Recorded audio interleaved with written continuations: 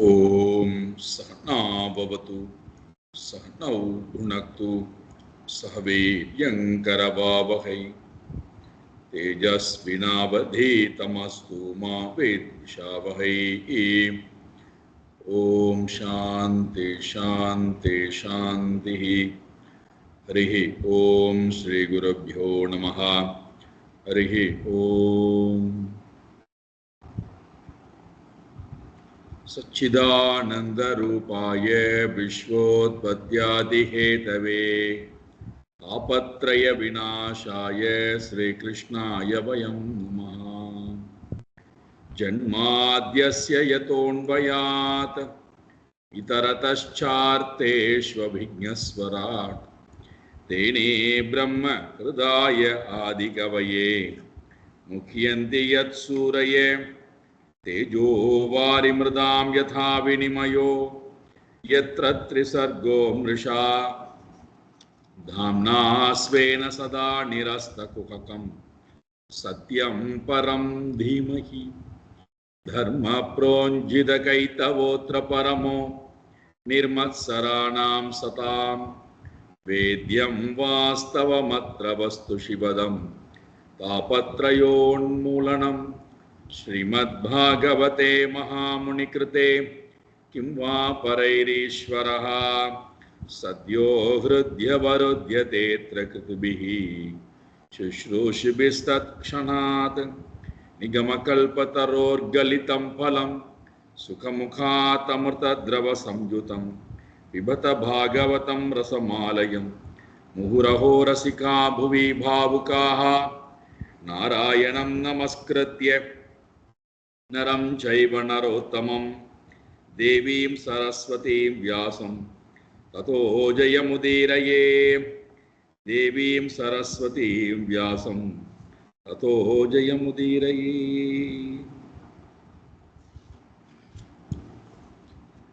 பாகவத தர்மம் எங்களுக்கு விரிவாக சொல்லப்பட வேண்டும் என்கின்ற பிரார்த்தனை நாரத மகர்ஷியிடத்திலே வசுதேவர் கேட்க, நிமிச்சக்கரவர்த்தி 9 ரிஷபதேவருடைய பசங்களிடத்திலே கேட்க, அவர்கள் கொடுத்த பாகவத தர்மம் நாம் இங்கே பார்த்து கொண்டிருக்கிறோம். முதல்ல கவி என்று சொல்லக்கூடிய ராஜா நிமிச்சக்கரவர்த்திக்கு பாகவத தர்மத்தை பற்றி சொல்லிக் கொண்டிருந்தார். நேற்றைக்கு ஆரம்பித்தோம். எல்லா செயல்பாடுகளையும் அனைத்தையும், உடலை, வாக்கை, மனதை, அகங்காரத்தை, சுபாவத்தை அனைத்தையும் இறைவனுக்கு அர்ப்பணம் செய்வது, குருவை தெய்வமாகவும் ஆத்மாவாகவும் கருதி தன்னை ஒப்படைத்து இறைவனை வழிபாடு செய்வது, அதோட இறைவனுடைய வைபவத்தை எல்லாம் பாடுதல், ஆடுதல், போற்றுதல், கேட்டல், இதெல்லாம் செய்து பற்றில்லாதவனாக இந்த உலகத்திலே வாழுதல். அப்படி இந்த உலகத்திலே வாழ்கின்ற நேரத்திலே அவன் இறைவனோடையே வாழ்கிறான் என்பதற்கு என்ன பிரமாணம்? ஏவம் விரத ஸ்வப்ரிய நாம கீர்த்தியா ஜாதானுராகோ திருதசித்த உச்சைஹி அசத்யதோ ரோதிதி ரௌதிகாயதி உன்மாதவன் நிருத்யதி லோகபாஹ்யஹ. இந்த செயல்பாடுகளை, இறைவனுடைய வைபவத்தை, குணங்களை, லீலைகளை, பிறப்பை, யாரொருத்தன் இந்த மாதிரி இறைவனையே நினைத்துக் கொண்டிருக்கின்றானோ, கேட்பவனாயிருக்கின்றானோ, இப்பேற்பட்ட விரதம் உடையவர்கள், ஏவம் விரதா, இதையே தன்னுடைய வாழ்க்கையின் உறுதியாக கொண்டவர்கள், உறுதிப்பாடாக கொண்டவர்கள் என்ன செய்கிறார்களாம்? ஸ்வப்ரிய நாம கீர்த்தியா, பகவானுடைய, தனக்கு ரொம்ப பிரியமான பகவானுடைய நாமங்களை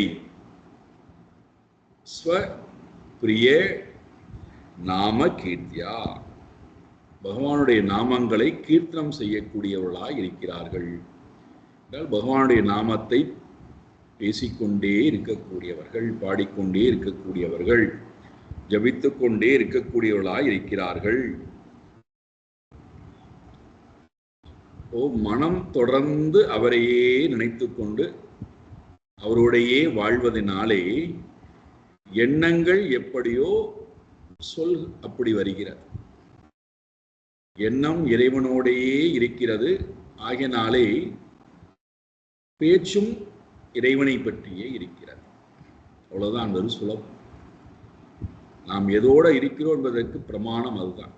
நாம் எதை பேசுகிறோம் என்பதை பொறுத்து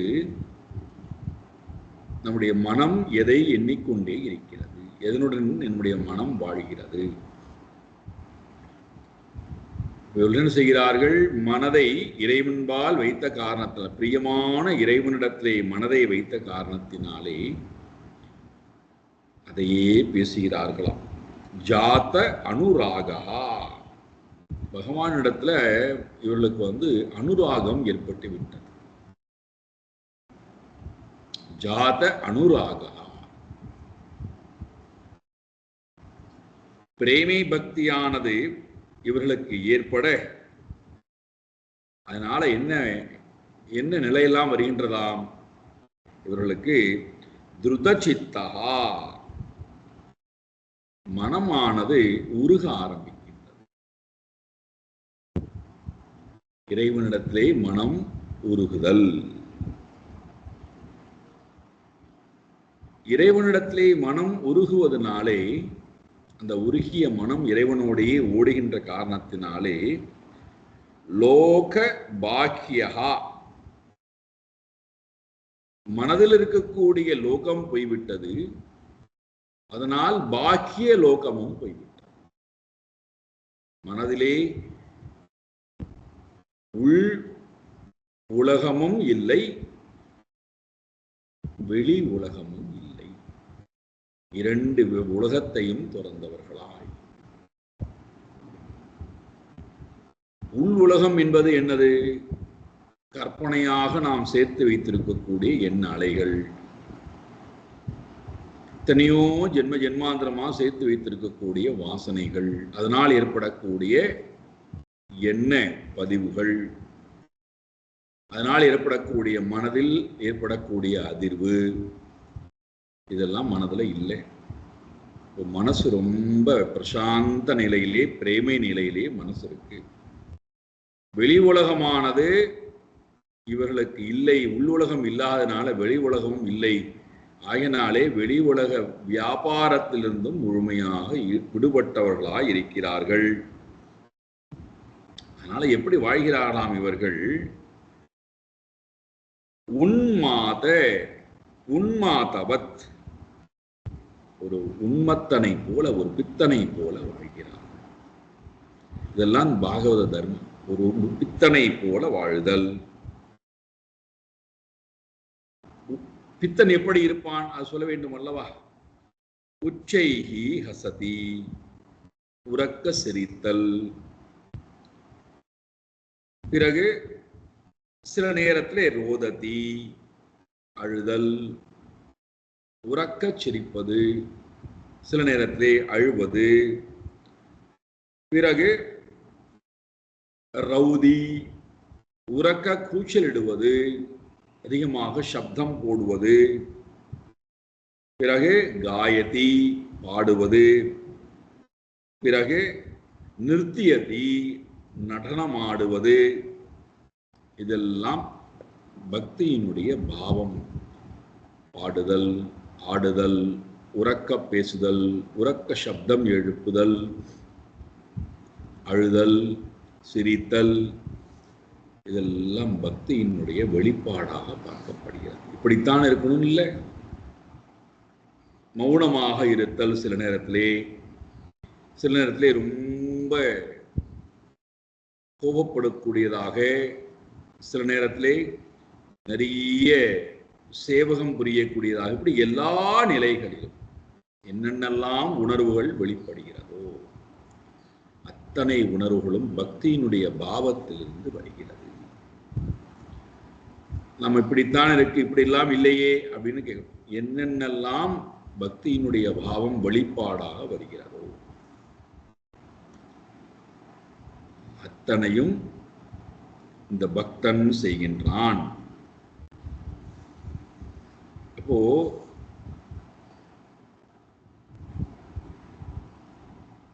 நான் பக்தன், பகவானுடைய பக்தன் என்பதை எப்படி தெரிந்து கொள்வது?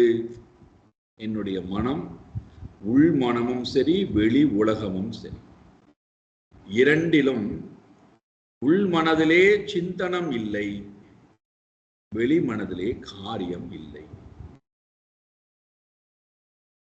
இந்த ரெண்டு தான். உள் உலகத்துல என்னடா காரியம் இருக்கிறான்னா எண்ணிக்கொண்டே இருத்தல், அசை போட்டுக்கொண்டே இருத்தல். இது உள்மனம் செய்கின்ற வேலை. நாம் நினைச்சுக்கிறோம் உடல் வேலை செய்யலைன்னா நம்ம வேலை செய்யாம சும்மா இருப்போம்னு. இல்லை, மனம் எண்ணிக்கொண்டே, அது ஒரு வேலை தானே.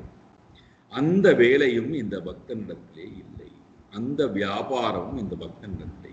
எப்பொழுது மனதை இறைவனின்பால் முழுமையாக கொடுத்து அவருடைய வைபவங்களை, லீலைகளை, நாமங்களை, ரூபங்களை தொடர்ந்து எண்ணிக்கொண்டே இருப்பதன் மூலமாக மனம், அகமனம் தன்னுடைய சிந்திக்கக்கூடிய சக்தியை இழக்கிறது. எதை பற்றி சிந்தித்தல்? இந்த மூன்று பார்த்தோம். காரிய, கரண, கர்த்திருவம், இந்த மூன்றையும் இழக்கிறது. அப்ப அகமனம் இல்லை, புறமனம் செயல்பாடு இல்லை. அகமனம் இல்லைன்னா புறத்துல செயல் செய்ய வேண்டிய அவசியம் இல்லை. புறமனம் என்பது செயல் ரூபமானது, அகமனம் என்பது சிந்தனா ரூபமானது, எண்ணங்கள் ரூபமானது. இப்போ அகமனம் செயல் ரூபமாக பரிணமிக்கிறது புறத்திலே.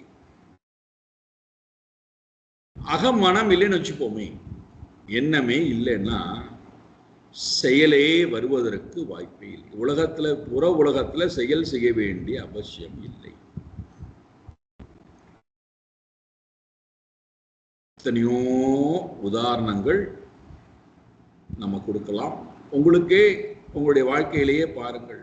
அகமனம் என்பது இல்லைன்னா, ஒன்றை பற்றின எண்ணம் இல்லைன்னா நாம் அந்த செயலை செய்வது இல்லையே. ஒன்றை பற்றி எண்ணம் வரும்போதுதான் அது செயலாக வெளி உலகத்திலே பரிணமிக்கிறது. அது என்ன செயல் வேணா இருக்கட்டும்.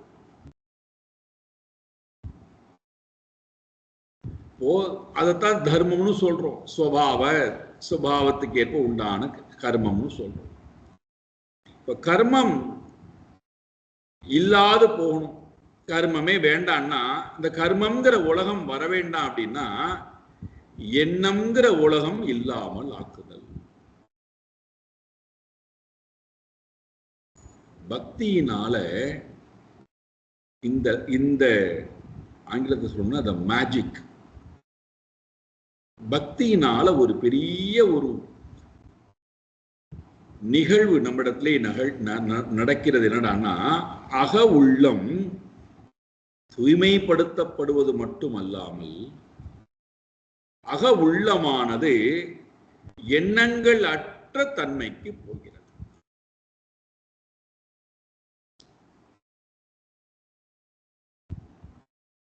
இதெல்லாம் நமக்கு நடக்கிறதான்னு பார்க்கணும்.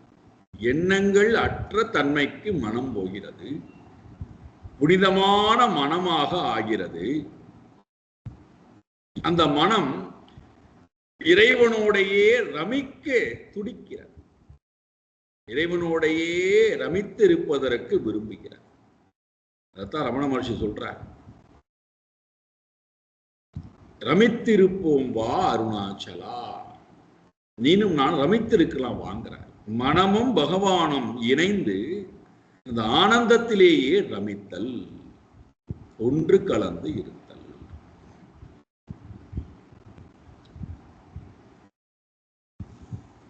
இந்த உணர்வு மேலோங்க மேலோங்க அதனுடைய வெளிப்பாடாகத்தான் உள்ளமானது இப்பொழுது அக உலகத்தை திறந்து விட்டது. வாசனா ரூபமாக இருக்கக்கூடிய உலகம் அக உலகம், புற உலகம் செயல் வடிவமான உலகம்.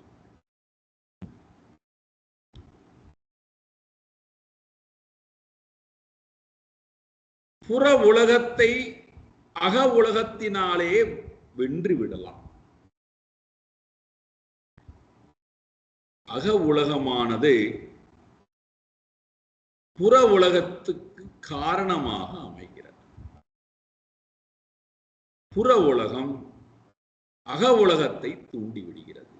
அக உலகம் புற உலகத்துக்கு காரணமாக அமைகிறது. இப்படி இரண்டுக்கும் ஒன்றுக்கு ஒன்று தொடர்பு. முட்டையிலிருந்து கோழி வந்ததா, கோழியிலிருந்து முட்டை வந்ததானா, கர்மத்திலிருந்து கர்மவினை, அந்த கர்மவினையினால உண்டான வாசனை, வாசனையினாலே மீண்டும் மனதிலே எண்ணங்கள், அந்த எண்ணத்தினால கர்மங்கள், அந்த கர்மத்தினால மறுபடியும் பலன், அதை அனுபவிப்பதனால மறுபடியும் வாசனை. இப்படி தொடர்ந்து ஒரு சக்கரமாகவே, தொடர் சக்கரமாகவே தொடர்ந்து சுழகிறது. அது வேண்டாம்னா என்ன பண்றது? மனதிலே பக்தி என்கின்ற சாதனத்தின் துணை கொண்டு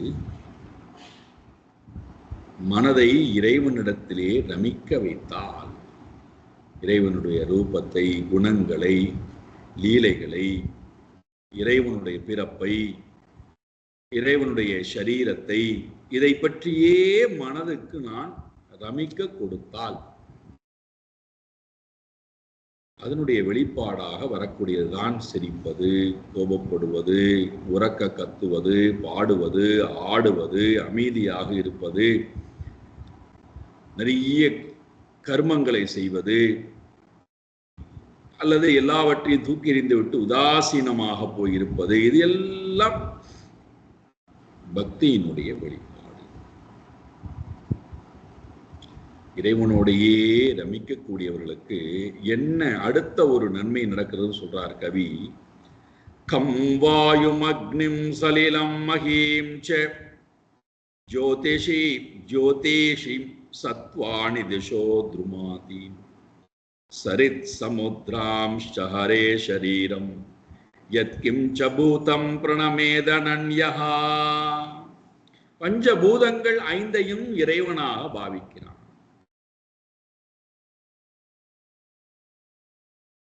கம் வாயு அக்னிஹி சலிலம் மகி. ஐந்து பூதங்களையும் இறைவனாக பாவித்தல். பஞ்சபூதங்கள், பஞ்சபூதங்களாக ஆயிருக்கக்கூடிய இந்த சரீரம், இவற்றையெல்லாம் இறைவனாக வேறுபடுத்தி பார்க்காமல் இறைவனாக பார்ப்பது. பிறகு சந்திரன், சூரியன், இவைகளையும் இறைவனாக பாவிப்பது. அதே போல திசோஹோ, திசைகளை, திக்குகளை, அஷ்ட திக், 8 திக்குகளையும் இறைவனாகவே பாவிப்பது. பிறகு துருமாதீன், மரங்கள், செடி கொடிகள் அத்தனையும் இறைவனாக பாவிப்பது.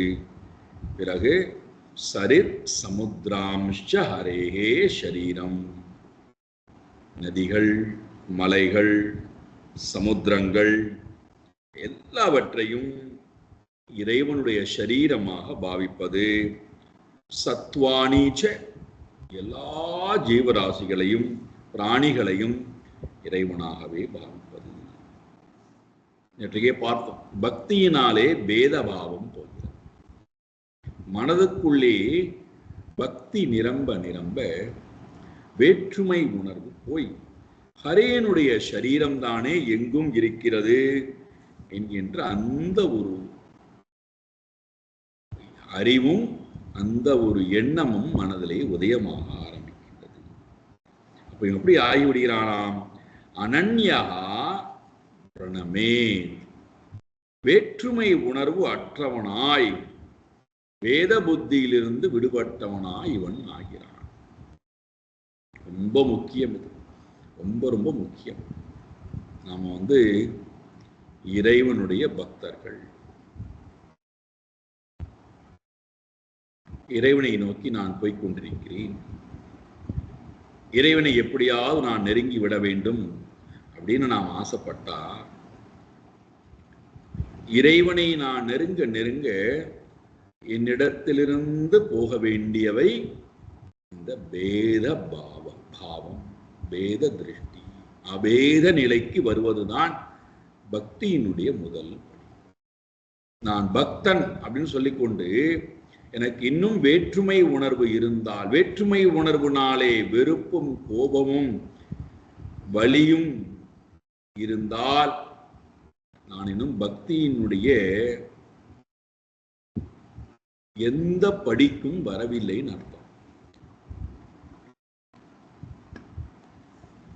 இறைவனை நான் வணங்குகிறேன் அப்படின்னு சொன்னா என்னிடத்துல பேத பாவம் என்னை விட்டு நீங்க வேண்டும்.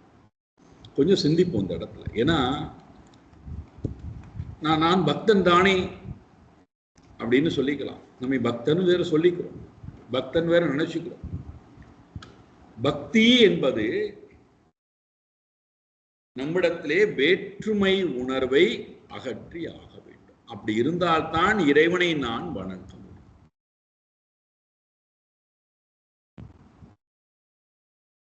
வேற்றுமை உணர்வுக்கு நாம நிறைய காரணங்கள் சொல்றோம்.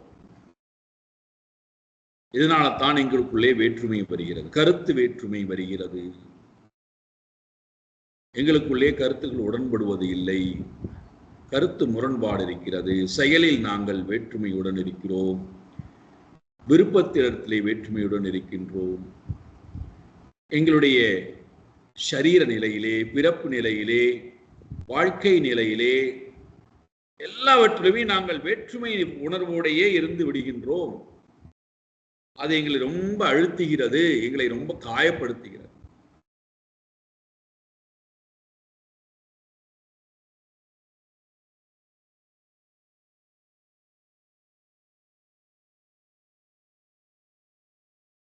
வேற்றுமை உணர்வுக்கு அடிப்படை காரணம் என்ன? நிறைய சொல்லிக்கொண்டே போகலாம், பெரிய ஆராய்ச்சி இது.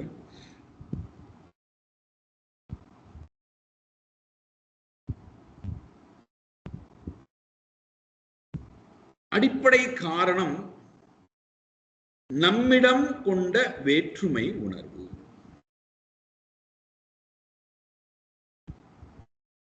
இங்கு ஆரம்பிக்கிறது பேத திருஷ்டி, பேத பாவம் என்பது நம்மிடத்திலிருந்து ஆரம்பிக்கிறது.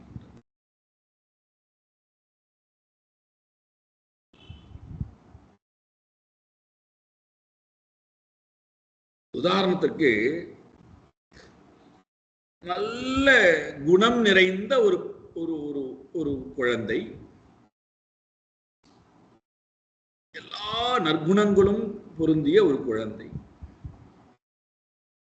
எல்லோருக்கும் போய் கைங்கரியம் செய்யக்கூடிய குழந்தை, இன்னார் இன்ன மனிதர்கள், என்ன மொழி பேசக்கூடியவர்கள், இந்த இனத்தை சேர்ந்தவர்கள், இந்த பிறப்பை பிறந்தவர்கள் என்று பார்க்காமல் எல்லோருக்கும் போய் சேவகம் புரியக்கூடிய குழந்தை. இப்ப இந்த குழந்தையினுடைய சரீரம் பார்த்தோம் என்று சொன்னால் கருப்பு நிறமாக இருக்கு. இப்ப அந்த குழந்தையை, அந்த கருப்பு நிறத்தை கொண்டு அந்த குழந்தையை எல்லோரும் ஏளனப்படுத்துகிறார். இப்ப அந்த குழந்தை நினைக்கிறது, நான் இந்த அழகு இல்லாத நிறத்துடன் பிறந்து, அது நினைத்துக் கொள்கிறது அழகு என்பது வெள்ளை நிறத்தில் தான் இருக்கிறது, அல்லது வெள்ளையும் மஞ்சளும் சேர்ந்த, சிகப்பும் சேர்ந்த நிறத்தில் இருந்தால்தான் அழகு. நாம் கருப்பாக இருப்பதனாலே அழகு இல்லாதவளாக இருக்கிறோம், அதனால் நம்மை எல்லோரும் ஏளனப்படுத்துகிறார்கள். நம்முடைய தோலை கண்டு, நிறத்தை கண்டு நம்ம எல்லோரும் அழகற்றவள் என்று நிராகரிக்கிறார்கள், நிந்திக்கிறார்கள். அப்ப நான் ஏன் இந்த கருப்பு தோலுடன் பிறந்தேன்? இந்த எண்ணம் அந்த குழந்தைக்கு தன்னிடத்திலேயே ஒரு தாழ்வு மனப்பான்மை. தன்னிடத்திலேயே ஒரு வெறுப்பு. இப்ப இந்த குழந்தை செய்த தவறு என்ன? எங்கே தவறு நடந்து விட்டது? நேற்றைக்கு பார்த்தோம் அல்லவா, விபர்யே புத்தின்னு சொல்லிட்டு, எது தான் அல்லவோ அதை தன்னிடத்திலே ஏற்றி வைத்துக் கொண்டு நான் தான் அது என்று நினைப்பது.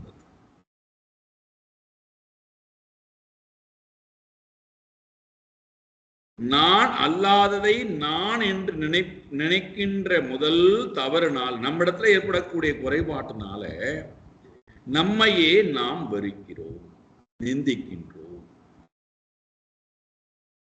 அதனுடைய வெளிப்பாடு என்னடான்னா, மற்றவர்களிடத்துல ஒப்பிட்டு பார்க்க ஆரம்பிக்கிறோம். இப்ப நாம எந்த இடத்துல இருக்கோம் அப்படின்னா, இப்ப இந்த குழந்தை நிறத்தின் இடத்திலே ஆழ்ந்து இருந்து கொண்டு நிறத்தையே சிந்திப்பதனால மற்றவர்களுடைய நிறத்தை மட்டும்தான் பார்க்கும். அது குணத்தை பார்க்காது, செயலை பார்க்காது, பார்க்க விடாது, பார்க்க முடியாது. அப்ப அதனுடைய உலகம் நிறம் சார்ந்த உலகமாகத்தான் இருக்கும்.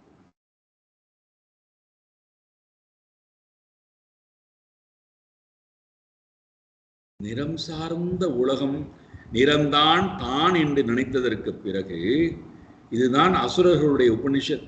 தேகத்தை ஆத்மா என்று நினைத்து அனாத்மாவை ஆத்மா என்று நினைப்பது ஆசுரி பாவம்ங்கிறார் அசுர உபனிஷத். அவர்களுடைய அறிவு, நீ பிரம்மன் பா, நீ தேகமே இல்லைன்னு உபனிஷம் சொல்கிறது. ஆனா நான் என்ன பண்ணுகிறேன்? அறியாமையினால, விபரிய பாவத்தினால இந்த தேகம்தான் நான், இந்த கருப்பு நிறம் தான் நான் நினைச்சுக்கிறேன்.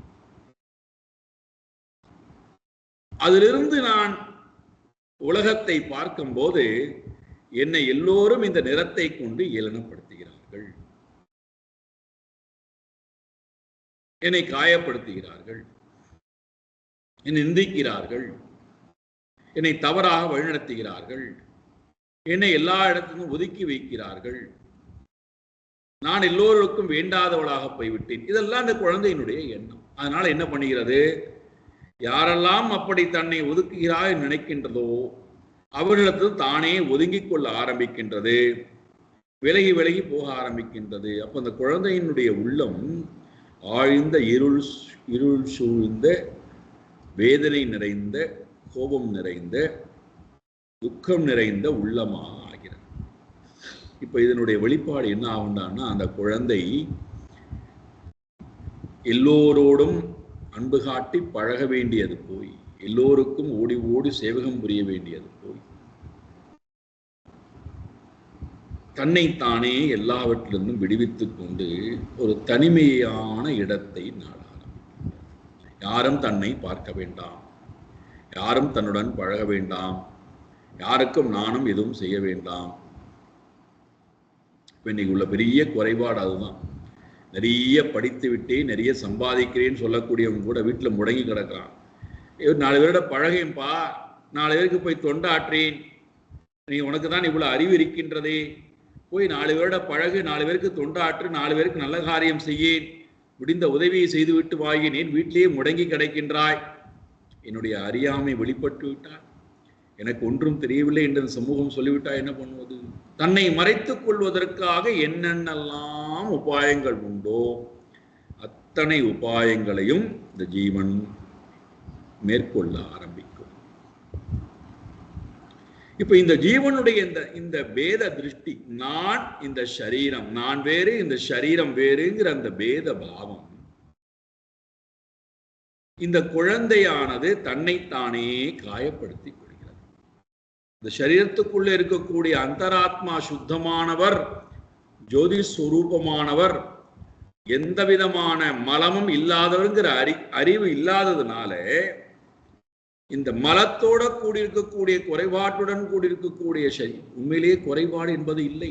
நான் தான் கருப்பும் தாழ்வானது, வெள்ளையானதை மேலாதுன்னா அதுக்கு ஒரு தோஷத்தை கற்பித்து வச்சிருக்கேன்.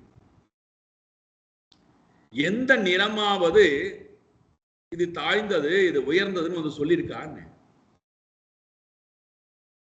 இறைவனுடைய படைப்புல அத்தனையுமே அழகு, அத்தனையும் உபயோகமாக இருக்கக்கூடியவை. எதுவும் தாழ்வானவை கிடையாது. ஒவ்வொன்றுத்துக்கும் ஒவ்வொரு பிரயோஜனம் இருக்கிறது. தேனியினுடைய படைப்பு இல்லை என்றால் நமக்கு தேன் கிடைக்குமா? நினைத்து பாருங்கள். எத்தனையோ விலங்குகளிடத்திலிருந்துதான் நமக்கு மருந்தே கிடைக்கின்றது. எத்தனையோ விலங்குகளிடத்திலிருந்து மருந்துகள், நாம் சாப்பிடக்கூடிய மருந்துகள் எத்தனையோ விலங்குகளிடத்திலிருந்து. அது நீரில் வாழக்கூடியவை, நிலத்தில் வாழக்கூடியவை,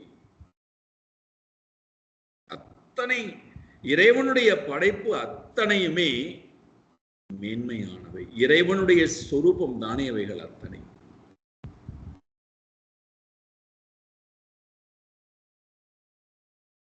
நமக்கு அந்த அறியாமை பாவம் எல்லாவற்றிலும் வெறுப்பு. நம்மிடத்திலேயே இந்த வெறுப்பு பாவம் வருவதனால, வேற்றுமை உணர்வு நம்மிடம் இருப்பதனால நாம் என்ன பண்றோம்? நம்மை இந்த வேற்றுமை உணர்வுடன் யாராவது விரும்பினால் அவர்களை ரொம்ப விரும்பிக்கிறோம். நம்முடைய இந்த வேற்றுமை உணர்வை யாராவது சுற்றி காமித்தால் அவர்களை நம்ம வெறுக்க ஆரம்பிச்சோம். அதற்கு காரணம் அவர்கள் அல்ல, அந்த சூழ்நிலை அல்ல, நம்முடைய வேற்றுமை பாவம்.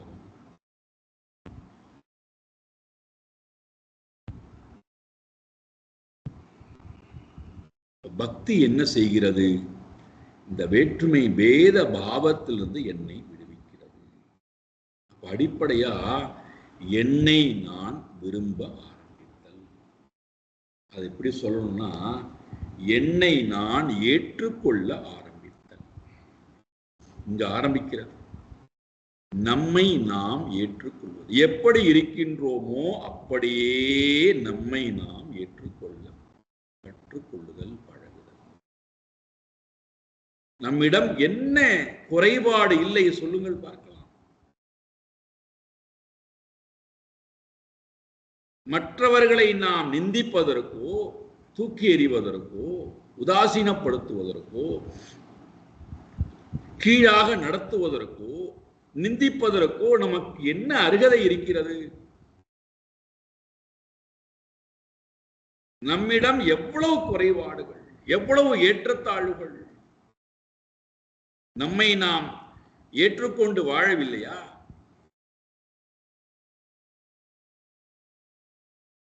நம்மை நாம் ஏற்றுக்கொண்டு வாழும்போதுதான் எல்லா குறைபாடுகளையும் நீக்கிவிட்டு குணம் நாடி, குற்றம் நாடி, அவற்றுள் மிகை நாடி மிக்க சொல்றார். குணம் நாடி, குற்றம் நாடி, அவற்றுள் மிகை நாடி மிக்க கொலை. குணமும் இருக்கு, குற்றமும் இருக்கு. இரண்டும் சேர்ந்ததுதான் மனுஷ சரீரம், மனுஷ பிறப்பு. இதுல எது நமக்கு மேன்மையை கொடுக்குமோ, நன்மையை கொடுக்குமோ, எது நம்முடைய உயர்வுக்கு காரணமாக இருக்குமோ அதை நாடி அதை எடுத்துக்கோங்கிறார். எது நம்மை காயப்படுத்துமோ, துன்பப்படுத்துமோ, பந்தப்படுத்துமோ, நம்மை கீழாநிலைக்கு அழைத்து கொண்டு போகுமோ அதை நீக்கிவிடு.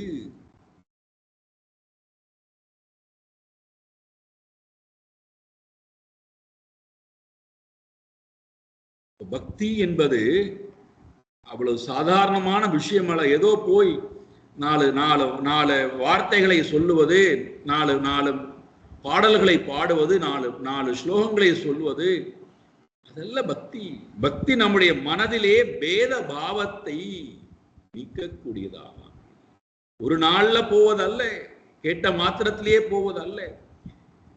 அது நம்மிடத்திலே நிறைய கேள்விகள், பதில்கள், செயல்பாடுகள்ல ஏற்றத்தாழ்வுகள், நம்மிடத்துல நிறைய போராட்டத்திற்கு பிறகு நாம் முயற்சி எடுக்க ஆரம்பித்து அதனால ஏற்படக்கூடிய நன்மை தீமைகளை எல்லாம் நாம் அனுபவிக்க ஆரம்பித்து அதுல நம்மிடத்துல ஏற்படக்கூடிய சின்ன மாற்றங்களின் மூலமாக வரக்கூடியது.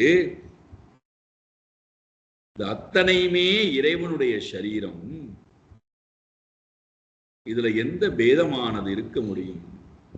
இதுல எப்படி வேற்றுமை உணர்வு இருக்க முடியும்?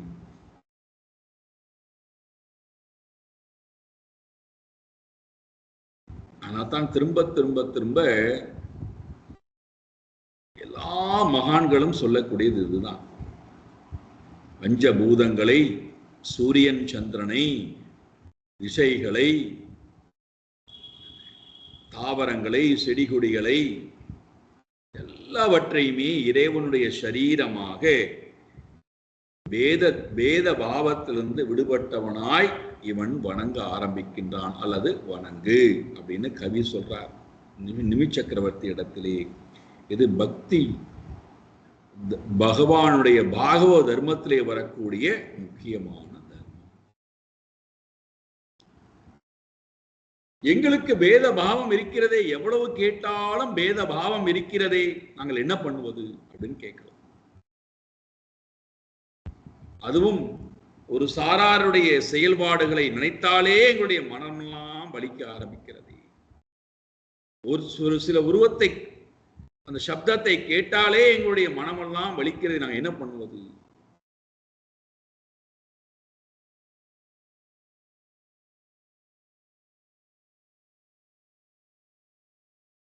நம்மிடத்திலே வாருங்கள். நமக்கு பிடித்தம் இல்லாத வேதனையை கொடுக்கக்கூடிய, பிரயோஜனம் மற்றிருக்கக்கூடிய அங்கங்கள் இருக்கா இல்லையா? அந்த அங்கத்தை கொண்டு வாழ்கிறோமா இல்லையா? தூக்கி எறிந்து விட்டோமா அந்த அங்கத்தை? நன்றாக கேட்டுக்கொண்டிருந்த காது இப்பொழுது செவித்திறன் குறைந்து போயிருக்கு. காது அறுத்து போட்டோமா? நன்றாக பார்த்து கொண்டிருந்த கண் குறைபாடு உடையதாக இருக்கு. கண்ணை கண்ணப்பனை போல குத்தி, வேளால் குத்தி தூக்கி எறிந்து விட்டோமா? நன்றாக மூச்சு விட்டுக் கொண்டிருந்த மூக்கானது இப்பொழுது காற்றை உள்ளே இழுப்பதற்கே கஷ்டப்படுகின்றது. மூக்கை அறுத்து போட்டு விட்டோமா?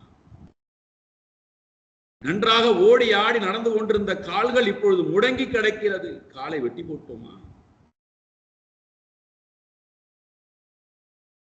ஆரோக்கியமாக சாப்பிட்டுக் கொண்டிருந்த வயரானது இப்பொழுது சாப்பிடுவதற்கே அஞ்சுகிறது. வயிற்றை நாம் கிழித்து போட்டு விட்டோமா? அதோடு தானே வாழ்கிறோம். ஆனந்தமாக இருந்த உள்ளம், குதிரையை போல துள்ளி குதித்து ஓடிக்கொண்டிருந்த உள்ளம் இப்பொழுது முடங்கி கிடக்கின்றதை. சோகத்திலும், பயத்திலும், மோகத்திலும், வேதனையிலும்.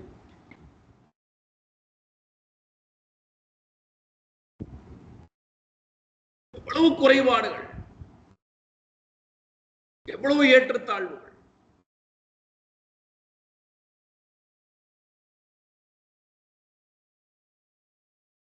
இதெல்லாம் என்னை விட்டு போகணும்னா இதெல்லாவற்றையும் கடந்திருக்கின்ற அந்த பரமாத்மாவை எப்பொழுது நான் பக்தியினால் தேட ஆரம்பிக்கின்றேன்,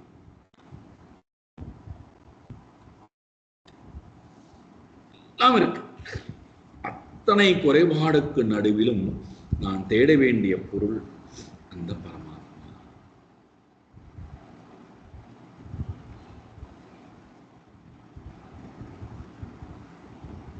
ஒரு அழகான ஒரு செய்தியானது ஒரு திரைப்படத்திலிருந்து கிடைக்கிறது. இவன் நெஞ்சு வலியினாலே காற்றானது, ஆக்சிஜனானது, சுவாச காற்றானது மூக்கிலே பொருத்தப்பட்டு கை வழியாக குளுக்கோஸ் ஏற்றப்பட்டு படுக்கையிலே படுத்து கிடக்கிறான். உயிரானது இப்பொழுதோ அப்பொழுதோ என்று போவதற்கு காத்து கொண்டிருக்கக்கூடிய நிலையிலே படுத்து கிடக்கிறான். இப்போ அவன் ஒரு பரதநாட்டிய கலைஞன். இப்ப அவன்கிட்ட இருக்கக்கூடிய ஒரே ஒரு பொருள் பரதநாட்டியம் தான். மற்றதெல்லாம் போய்விட்டது. அவனுக்கு காலம் போய்விட்டது, ஆயுள் போய்விட்டது, ஆரோக்கியம் போய்விட்டது, வாழ்க்கை போய்விட்டது, தேக பலம் போய்விட்டது, செல்வம் இல்லை, உறவுகள் இல்லை. எதுவும் இப்போ அவன்கிட்ட இருக்கக்கூடிய ஒரே ஒரு பொருள் அந்த கலை, பரதம்ங்கிற கலை. அதை எப்படியாவது தன்னுடைய உயிர் பிரிவதற்கு முன்பாக தன்னுடைய நன்றியை தன்னுடைய கூட பழகியவளுடைய குழந்தைக்கு கொடுத்து விட வேண்டும் என்று முயற்சி எடுக்கிறார். இவ்வளவு இடர்பாடலுக்கு நடுவிலும் இவ்வளவு பேதங்கள் இருந்தால் அந்த கலையை எப்படியாவது அந்த குழந்தைக்கு கொடுத்து விட வேண்டும். அந்த குழந்தையோ வெறுப்புடன், வேதனையுடன், கோபத்துடன், குறைபாட்டை மட்டுமே மனதிலே சுமந்து கொண்டு இந்த கலையை வாங்கிக் கொள்வதற்கு தயாராக இல்லை, கற்றுக்கொள்ள தயாராக இல்லை, அதை வெளிப்படுத்துவதற்கு உண்டான வாய்ப்பு கிடைத்தும் அதை செய்வதற்கு தயாராக இல்லை.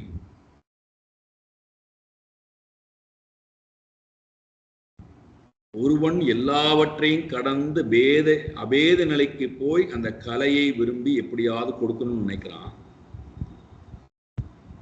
ஒன்று பேத பாவத்துடன் கூடியவளாய் எதையுமே கற்றுக்கொள்வதற்கு நான் தயாராக இல்லைங்கிற அந்த பாவம். எல்லா திறமையும் இருந்தும் ஆயுள் இருக்கிறது, ஆரோக்கியம் இருக்கிறது, அந்தஸ்து இருக்கிறது, வயது இருக்கு, எல்லாம் இருக்கு, ஆனா கற்றுக்கொள்ள தயாராக இல்லை.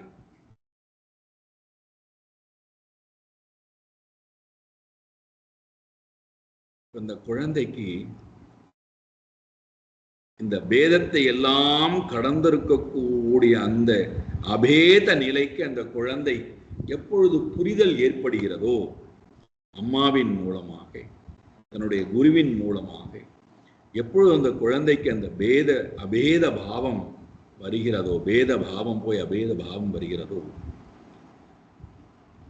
அதன் பிறகு ஏற்படக்கூடிய விளைவுகள் வேகமாக அந்த குழந்தை கற்றுக்கொண்டு அதை எல்லோர் முன்னிலையிலும் மேடையிலே வெளிப்படுத்தி காட்டக்கூடிய ஆற்றல் வருகிறது. தன்னுடைய நன்றியை தன்னுடைய குருவுக்கு காணிக்கையாக அழுகையின் மூலமாக வெளிப்படுத்தி காட்டக்கூடிய தன்மை வருகிறது. அப்போ அதுல முக்கியமாக நடக்கக்கூடிய விஷயம் என்னவென்றால், தன்னுடைய புரிதலிலே உண்டான குறைபாடு, தன்னுடைய பார்வையிலே உண்டான குறைபாடு, அதை எப்பொழுது ஒரு ஜீவன் சரி செய்கின்றதோ,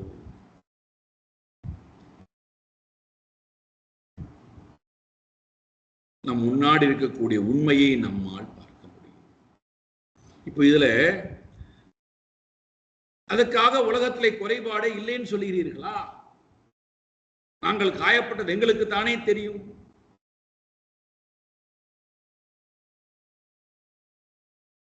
அப்போ அவர்கள் குறைபாட்டை நான் ஏற்றுக்கொள்ள சொல்கிறீர்களா? யாரையும் மாற்றுவதற்கு நாம் இந்த உலகத்திலே வரவில்லை, அது நம்முடைய வேலையும் அல்ல.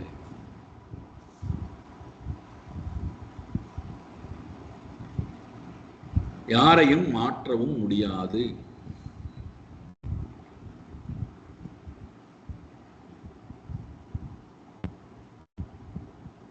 மாற்றப்பட வேண்டிய ஒரே ஒரு வஸ்து என்னுடைய மனம்தானே தவிர. உடனே இங்க சொல்லிடலாம், நான் தான் எப்பொழுதுமே மாறிக்கொண்டே இருக்கணுமா? எதிராளிகள் மாற வேண்டிய அவசியம் இல்லையா? யாருக்கு வியாதி இருக்கிறதோ அவர்களுக்குத்தான் மருந்து. எனக்குத்தானே குறைபாடு இருக்கிறது.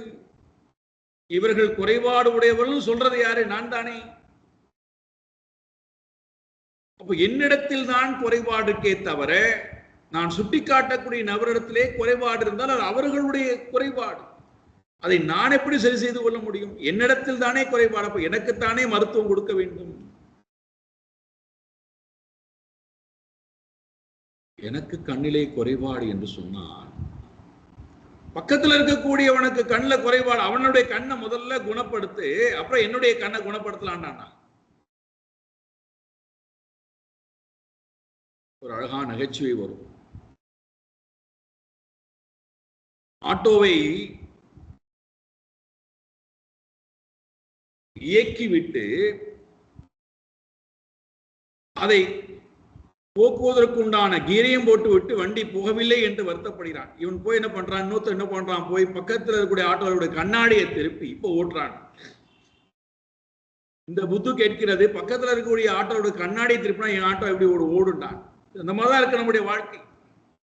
என்னுடைய குறைபாட்டை நான் வைத்துக்கொண்டு இன்னொருத்தருடைய மனதை சரி பண்ணிவிட்டால், செயல்பாடை சரி செய்து விட்டால் என்னுடைய ஆட்டோ சுகமாக ஓடும், என்னுடைய வாழ்க்கை சுகமாக ஓடும். அவர்கள் மாறாதவரை என்னுடைய வாழ்க்கை இப்படித்தான் துக்கமாகத்தான் இருக்க போகிறது.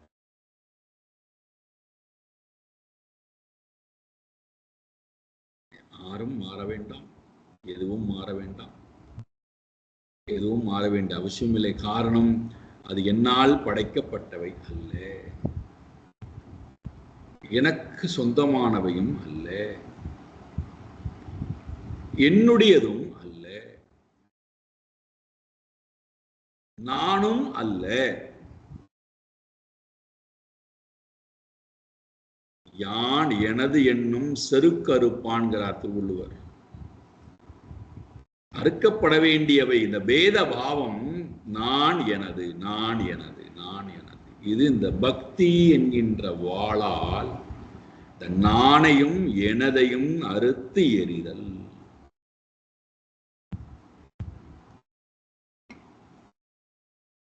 அப்படி அறுத்து எரியாத வரை நம்மால் அபேத திருஷ்டியுடன் வேத பாவம் போய் அபேத பாவத்துடன் நம்மால் இறைவனை எங்கும் பார்த்தல் என்பது முடியாத காரியம்.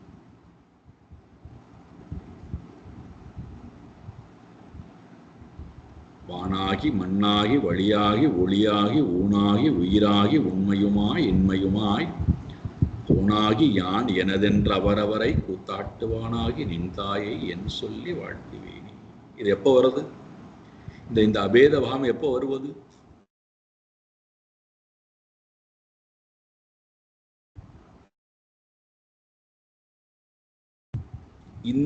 இந்த அபேத பாவம் வருவதற்காகத்தான் நான் இறைவனிடத்திலே பக்தி செய்கின்றேனே தவிர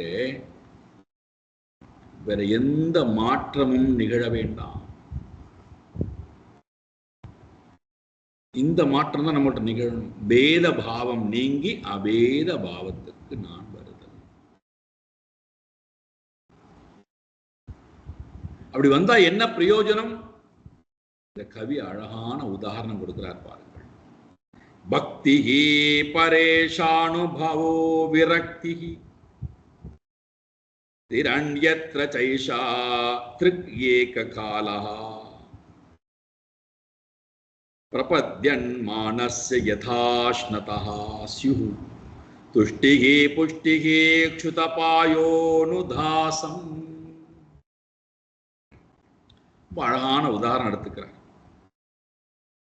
என்ன உதாரணம் எடுத்துக்கிறார்னா, பசி மயக்கத்தினாலே உணவை தேடி போகிறோம், நல்லா சாப்பிடுகிறோம்.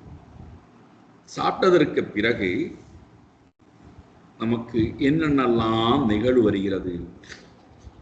பசியினால நமக்கு ஏற்பட்ட முதல்ல துக்கம் போய் சந்தோஷம் என்பது வருகிறது. முதல் பலன் உணவினால ஏற்பட்ட துக்கம் நீங்கி உணவு கிடைத்ததனால, அதை சாப்பிட்டதனால கிடைத்த முதல் பிரயோஜனம் துக்கம் நீங்கி சந்தோஷம். இது முதல் பிரயோஜனம். இரண்டாவது, சாப்பாடாததுனால ஏற்பட்ட சோர்வு நீங்கி தளர்ச்சி உற்று உடலானது இயங்க முடியாமல் இருந்தது போய் இப்பொழுது இரண்டாவது நன்மை வருகிறது, புஷ்டி.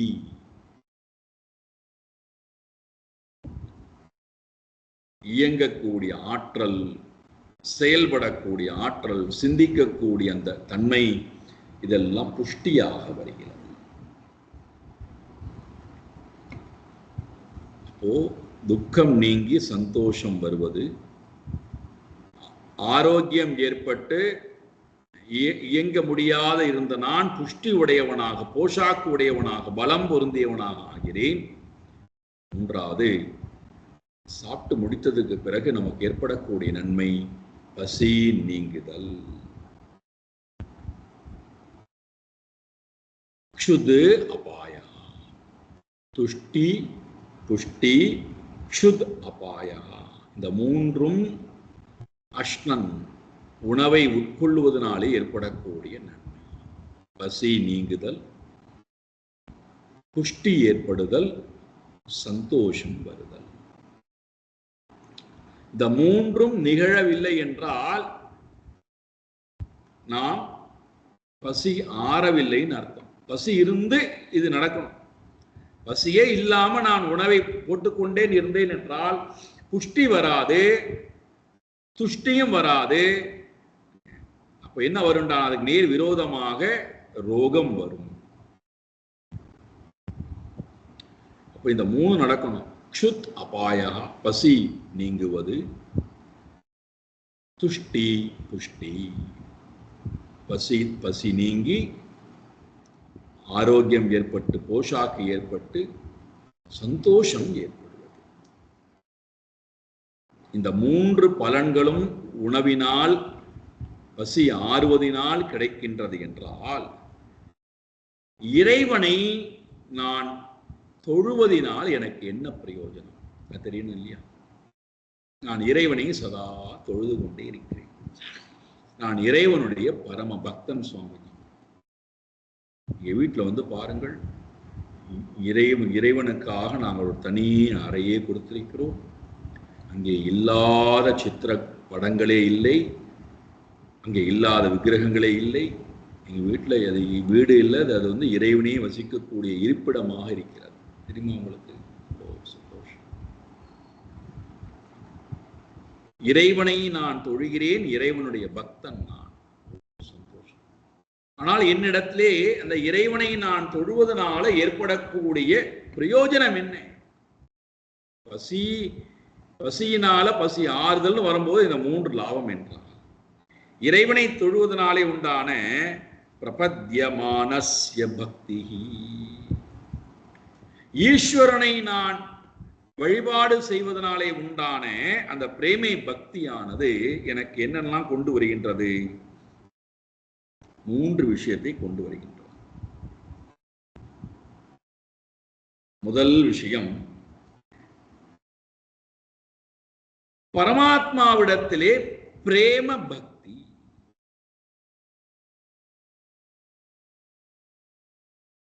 இறைவனிடத்திலே எனக்கு ஆழ்ந்த பக்தியை கொண்டு வருகிறது. இது முதல் நன்மை, பிரேம பக்தி. இறைவனிடத்திலே பிரேமை பக்தி எனக்கு வந்து கொண்டே இருக்கிறது. அதை நான் ஆழ்ந்து கொண்டே போகிறேன் என்பதற்கு என்ன பிரமாணம்? எனக்கு அர்த்தத்திலேயோ காமத்திலேயோ புண்ணியத்திலேயோ எனக்கு எந்த நாட்டமும் இல்லா தன்மை. அந்நிய விரக்தி,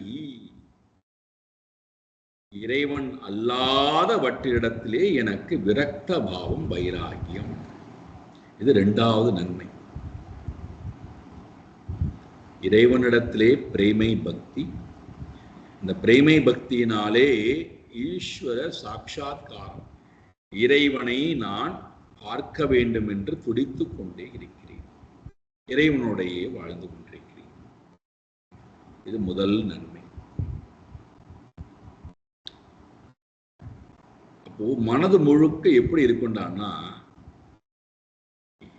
இறைவனே மனதுல நிரம்பி இருப்பதனால மனமும் பிரேமை என்கிற சொல்லக்கூடிய எந்த மலினமும் இல்லாத அன்பு ஸ்வரூபமாக மாறிவிடும்.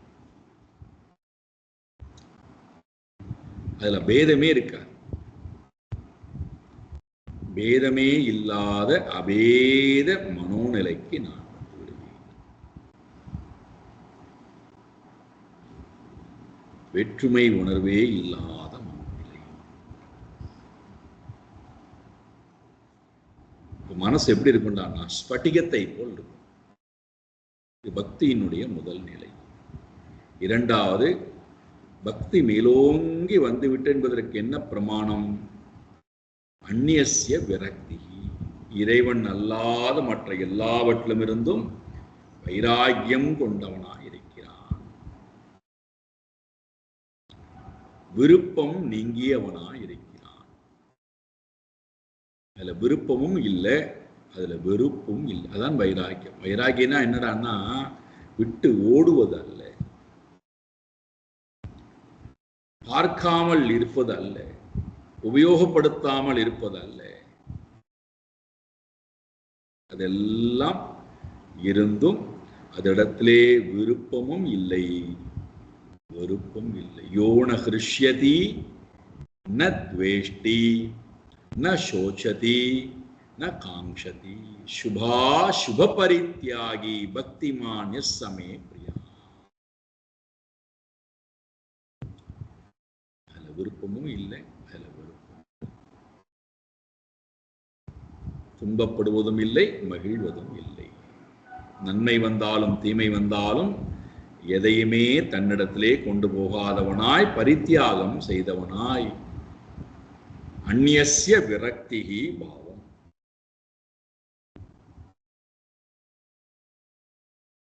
இது இரண்டாவது நன்மை.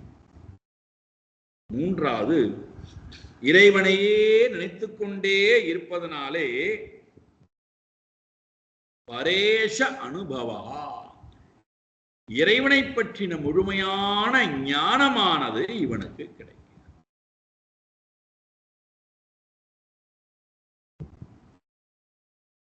இறைவனை பற்றின ஞானம், அனுபவம், பரேஷ அனுபவா, மேலாக இருக்கக்கூடிய இந்த பரமாத்மாவை பற்றின அனுபவம், அனுபவ அறிவு. அந்த பரமாத்மாவினுடைய சொரூபத்தை உணர ஆரம்பித்து விடுகிறார்.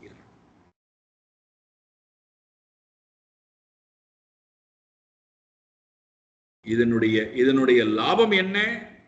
அடுத்த பாடல் சொல்றார், பராம் சாந்திம் சாக்ஷாத் உபைதி. இந்த மூன்றும் இவனுக்கு ஏற்படுவதனுடைய லாபம் எந்த மூன்று?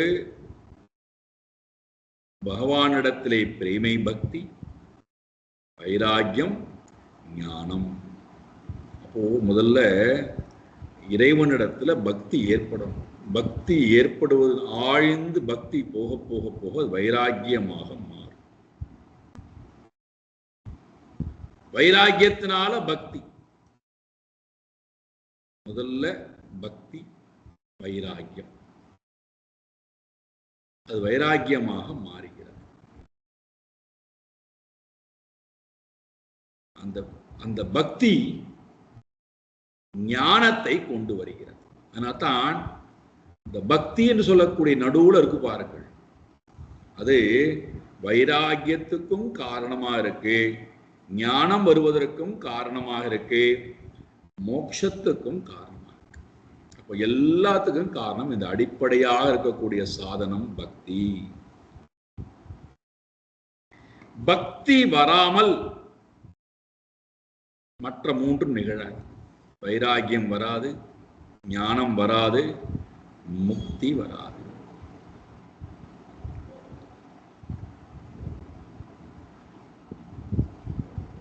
ஆனால்தான் பாகவத தர்மம் ரொம்ப கஷ்டமானது. ஏண்டான்னா அது நம்முடைய அன்றாட வாழ்க்கையிலே நாம் வாழ்ந்து பார்க்க வேண்டிய ஒன்று. அப்ப இங்க இந்த பக்தி என்ன செய்கின்றதாம்? பராம் சாந்திம் உபைதி, சாக்ஷாத் நேரடியாக மேலான மோட்சத்தை கொண்டு போய் கொடுக்கின்ற. இதுதான்ப்பா எனக்கு தெரிந்த பாகவத தர்மம்னு கவி சொல்றார். நிமிஷக்கரவர்த்தி அடுத்த ராஜாட்ட போய் கேட்கிறார், உங்களுடைய பாகவத தர்மம் என்னன்னு. அதற்கு அவர் சொல்ல ஆரம்பிக்க போகின்ற பாகவத தர்மம் என்ன? சாயங்காலம் பார்ப்போம்.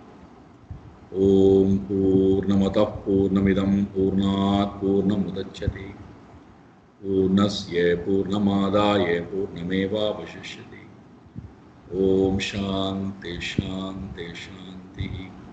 ஹரி ஓம் ஸ்ரீ குருப்யோ நமஹ. ஹரி ஓம்.